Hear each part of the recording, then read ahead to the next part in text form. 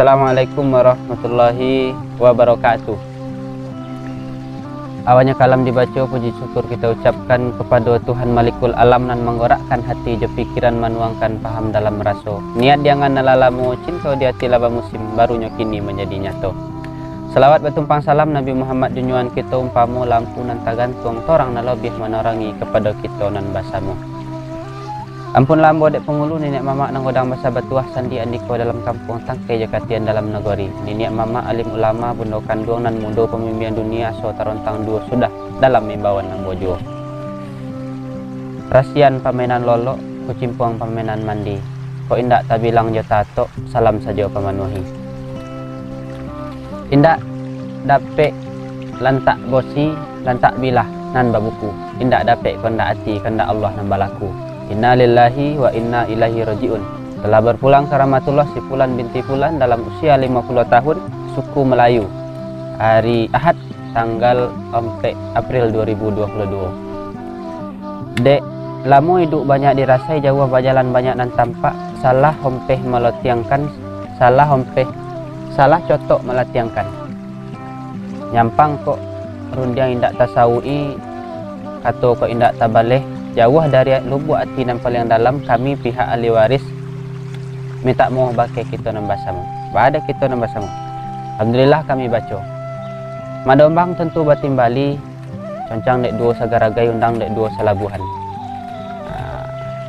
Limbak nan daripada itu nang kesalahan kita bersama terlebih dahulu kami maafkan dari pihak ahli waris.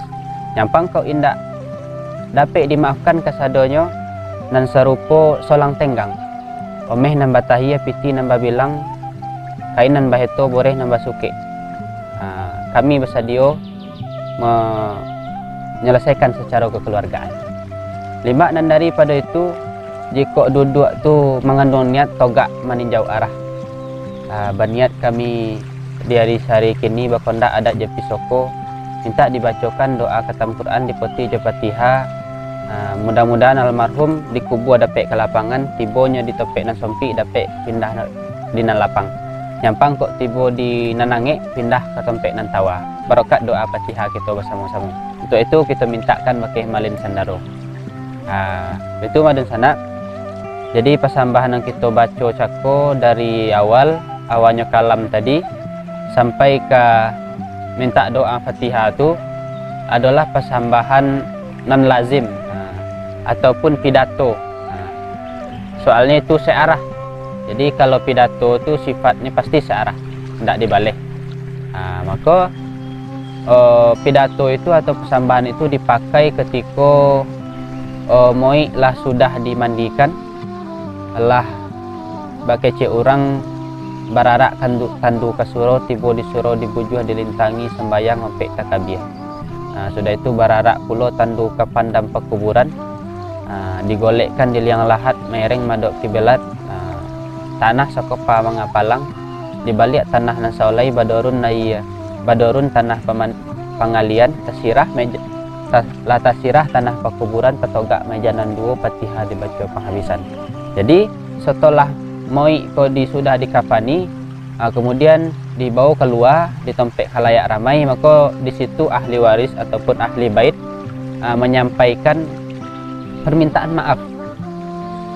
Jadi almarhum selama hidup ke dunia seandainya ada kesalahan maka dimintakan maaf ketika orang rami itu. Maka itulah gunanya pidato tadi ataupun persambahan tadi. Persambahan yang dipakai untuk di acara kematian. Konteksnya acara kematian. Namun bentuk persambahannya ataupun persambahannya tidak babalik ataupun dalam bentuk pidato. Ada juga yang berbentuk babaleh gayung masambui, misalnya dari salah satu hadirin yang ada waktu itu ataupun salah satu tokoh masyarakat yang membaleh kato waktu. Maka bisa juga dan itu kondisional. Tapi yang disampaikan cako dalam bentuk satu arah. Mudah-mudahan persambahan itu bisa kita pakai karena momen untuk pemakaian itu adalah kematian. Dan kematian itu tidak bisa ditolak. Dan kita sebagai nenek mama ataupun orang Minangkabau tentu harus pandai dalam hal itu. Karena dalam momen itu kita dituntut untuk bisa. pasti bersuah aja keadaan pada itu.